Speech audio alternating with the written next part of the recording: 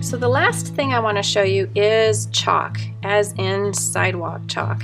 There's a couple of different ways to work with Sidewalk Chalk. One is that I can literally just put a direct application of the chalk down here, but what I'm finding when I've worked with chalk is this really is not my favorite way to work with chalk. It's harder to move without creating more dust, but it's doable.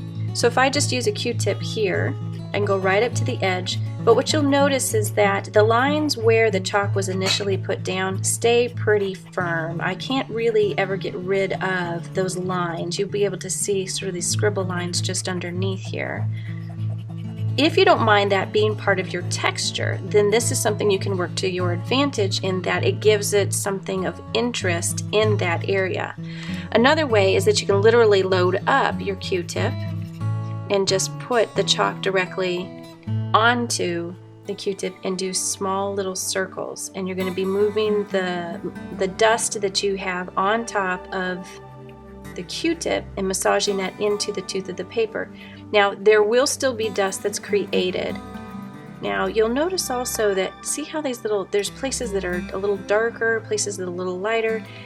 That has to do with me moving a little bit faster, not being consistent with my pressure, doing a little bit harder. So if I do something hard here, it's going to put more of the dust down, but it's going to also be harder to blend it out. Let me see if I can show you. See, that line still exists. So that's the one thing that's a little bit harder with chalk. You can take like this cosmetic sponge that we used earlier. I can add a little bit of chalk to this, but I'll tell you, it really doesn't spread it quite the same way. You see how incredibly light that is? If you want to do something very, very, very soft, this is a way to do it.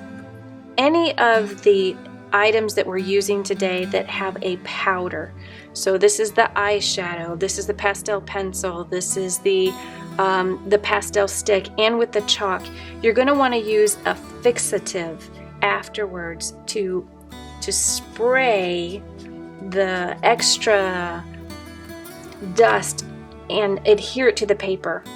The easiest way to do that is by using a fixative. This is an example here of a final fix. There's a workable fixative which creates a layer of texture and that allows you to continue to work on top of a workable fixative. This would be a final fix that adheres it when you're totally done, and then it will allow you to create better storage for it.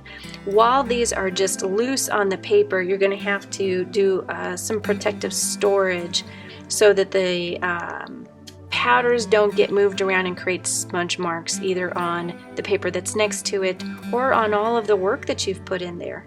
So pencils usually don't require a fixative, but any of these that have a powder will require a fixative to keep them connected to the paper.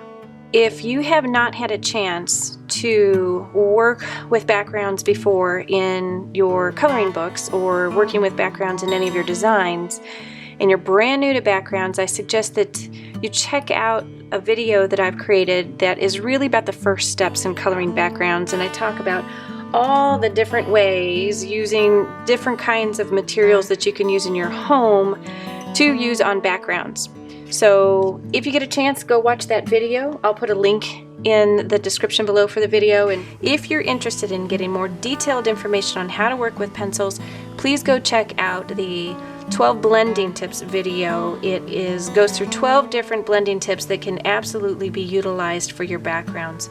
Also, check out the gel pen video that will show you some more detailed examples on how to use the gel pen and the colored pencils in unison. Examples from today are from the Ancient Alchemy Coloring Book, Celtic Knots, Mandalas, and Sacred Symbols.